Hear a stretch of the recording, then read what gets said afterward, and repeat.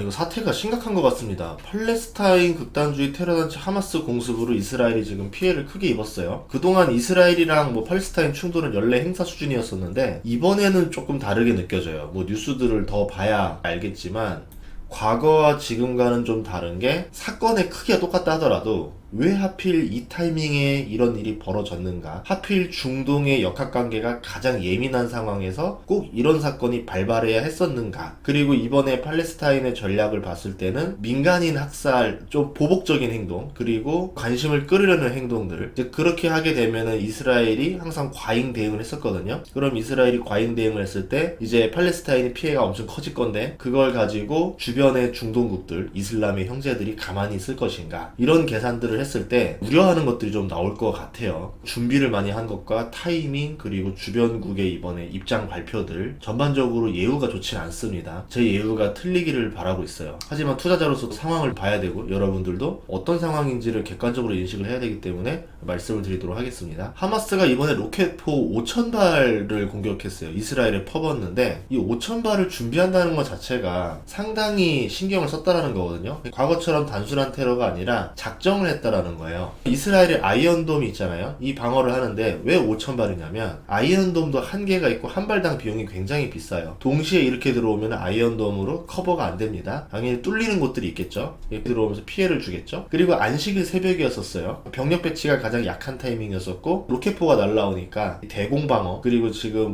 피해를 받는 것들 여기에 관심을 뒀겠죠. 그 틈에 뭔 일을 벌었냐면은 이집트와 경계한 남쪽 루트에서 방어망을 뚫고 침투조가 들어왔어요. 트위터 영상을 보니까 패러글라이딩으로도 들어오고 트럭으로도 들어가면서 여기저기 방어망 뚫렸거든요. 하마스 부대가 이스라엘 군용 차량도 활용하고 민간 차량도 활용하면서 이스라엘 내에 있는 민간인들과 군인들을 죽이고 있습니다.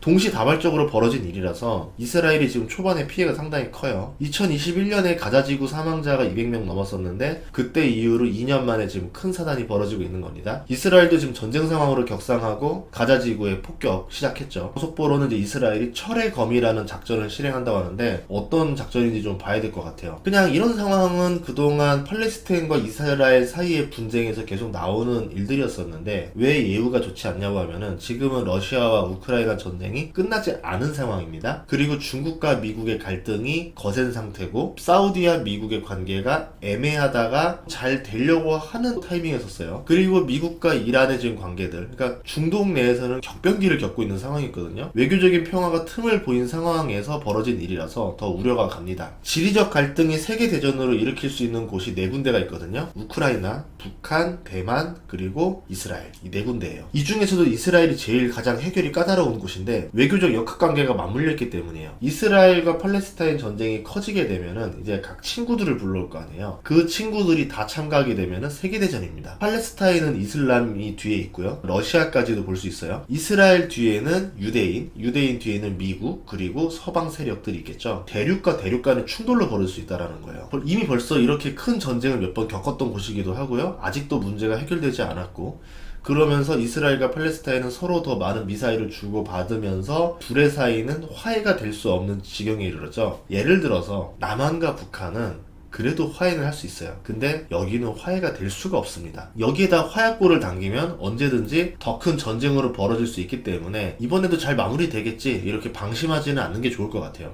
제3차 중동전쟁에서 중동연합군이 이스라엘을 지고 나서 했던 행동이 뭐냐면은 유가를 크게 올렸습니다. 이스라엘을 편든 서구권 경제에 타격을 줬었죠. 그로 인해서 1974년 오일 쇼크로 스태그플레이션이 벌어졌고요. 아서번즈와 폴 볼커의 일화가 탄생하게 된 겁니다. 지금 상황이 스태그플레이션과 비슷한 상황이었던 거고 하필 또 중동에서 이런 사태가 벌어지면서 그 시절에 반복이 벌어지지 않을까 이런 우려가 나는 거죠. 팔레스타인과 이스라엘이 이 지역을 두고 싸우는 이유는 매우 복잡한데요. 오스만 제국부터 시작을 해야 돼요. 영국, 미국, 주변의 중동 국가 모두에게 책임이 있다 볼 수 있습니다. 이것에 대한 영상은 제가 내일 올려드릴게요. 중요한 거는 이후의 영향이고 팔레스타인 아랍인 구역이 점점 줄어들었다는 거. 하마스라는 단체는 팔레스타인의 독립을 인정받고 영역을 넓혀야 한다는 명분으로 힘을 얻고 있다는 거. 그리고 여기에 지원을 하는 곳이 외국에 있는 국가들이라는 거. 그리고 이 분쟁은 주변국 관계도 복잡해서 해결을 할 수 없다라는 거죠. 언젠가 터질 폭탄을 그동안 뒤로 미루는 방법으로만 해결하고 있었는데 사건은 점점 더 커지고 피해는 마무리되지 않는 거죠. 트럼프는 이스라엘 편을 대놓고 들어줬었는데요.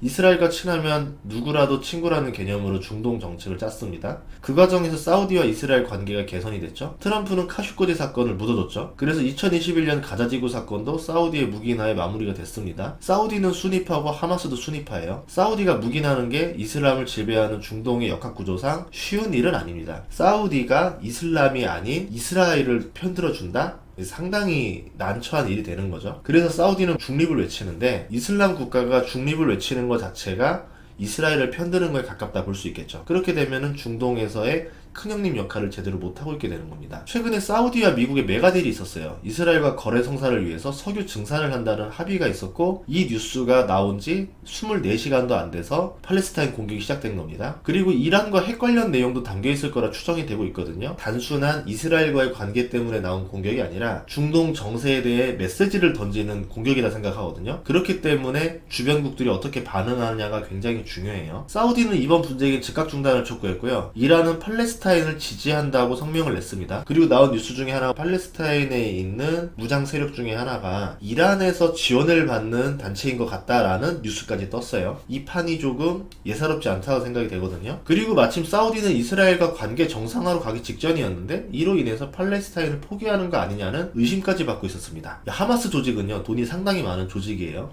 순위파인 카타르와 터키의 지원을 받고 있기 때문에 재정적으로 부담이 없어요. 하마스랑 무슬림 형제단이 자매 조직이에요. 그리고 순위파입니다. 러시아마저 하마스를 지원한다면 이거는 대리전 양상이 될 수 있겠죠. 이스라엘 하면 유대인이고요. 유대인들은 미국의 월가 그리고 언론 정치, 기업 상당 부분을 장악하고 있죠. 미국을 움직이게 됩니다. 규모가 커지면 미국도 이스라엘을 지원할 수밖에 없어요. 이렇게 되면 화약고가 우크라이나에서 중동으로 이동하게 되겠죠. 이스라엘은 팔레스타인에 대해서 과잉 대응하는 걸로도 유명한데요. 이번에 받은 타격이 컸기 때문에 앞으로 이스라엘이 어떻게 나올지가 걱정이 돼요. 강경 진압을 할 겁니다. 그렇게 되면은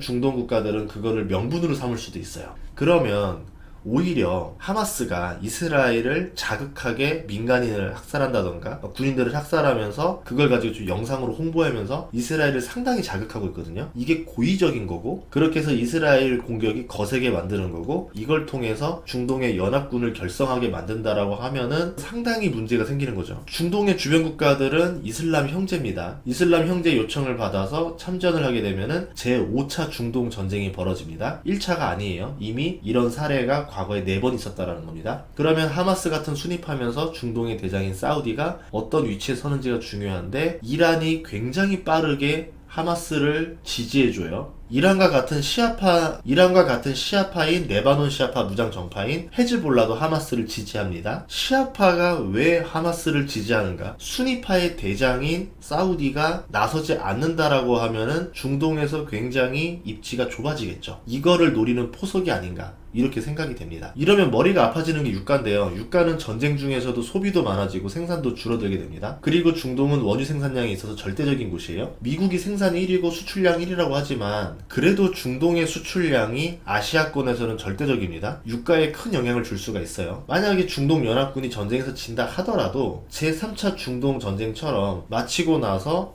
유가로 보복을 했죠. 이렇게 되면은 경제에 좋지 않은 상황으로 될 수 있어요. 전쟁이 확산돼도 좋지 않고요. 중동의 국가들이 전쟁에서 이겨도 문제가 되는 거고 져도 문제가 되는 상황이 된다는 거죠. 지금은 전쟁 확산이 안 되도록 막는 게 제일 우선이에요. 확산되고 나면 좀 골 때리는 상황이 나올 것 같아요. 이후에 미국의 태도도 잘 봐야 돼요. 이스라엘과 전쟁을 빌미로 눈엣 가시였던 중동국가 몇몇을 심대한 타격을 줄 수도 있습니다. 정권을 바꿔버린다는 얘기죠. 왜 그러냐면 사우디가 그동안 미국의 말을 잘 듣고 있다가 최근 들어서 말을 듣지 않고 독자 노선을 갈라 그랬어요. 미국이 몇몇 중동 국가들을 찍어서 정권이 뒤집어지는 걸 보여주면 사우디에게 경고성 메시지를 던지는 거죠. 다음은 너야. 말 잘 들을래? 아니면 원유 증산할래? 이렇게 되겠죠. 그러면 사우디 입장에서는 미국이 컨트롤 안으로 들어가야 됩니다. 미국이 쓰는 카드 중에서 가장 무서운 카드가 무력을 사용하는 거거든요. 원유를 증산하라는 대로 하면은 재정이 나빠지겠죠. 그러면 네옴시티를 지을 수가 없습니다. 사우디 빈살만 입장에서는 권위에 금이 가죠. 네옴시티를 수주한 기업들도 리스크가 생깁니다. 현재 하마스가 이스라엘 안에서 군인, 민간인, 포로 구분 없이 사람들을 죽이는 영상을 내보내고 있어요. 이스라엘이 이걸 보고 가만히 있지 않을 것 같고요. 사건이 어디까지 커질지 감이 오지가 않습니다. 이번 사태가 빨리 중단되기를 바랄 뿐이고요. 사태가 커지게 되면은 경제에도 좋은 신호는 아니다. 오늘 영상은 여기서 마무리하고요. 후속편 영상도 곧 올리도록 하겠습니다. 다음 시간에 뵙겠습니다.